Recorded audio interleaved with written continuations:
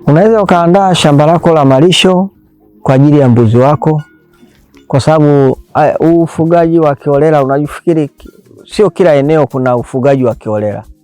Kwa hiyo unaweza ukatengeneza shamba lako, ukaweka uzio, yale majani yakaota. Unaweza ukatumia, kuna mambo mawili pale ukishatengeneza lile shamba lako. Kuna upandaji.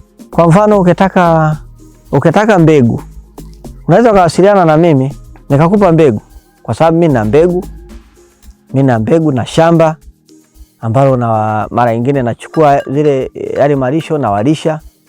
Kwa hiyo utawasiliana na mimi kama unahitaji mbegu. Kwa wale watu ambao labda wako mjini, wa sehemu ambazo labda mwingiliano mkubwa, huna nafasi ya kuchungia wa mbuzi wako, kama umeandaa shamba lako, utawasiliana na mimi, nitakutafutia mbegu hizo, utakuja kuchukua kwangu. Utaenda kuelekeza namna upandaji, ukawalisha mbuzi wako.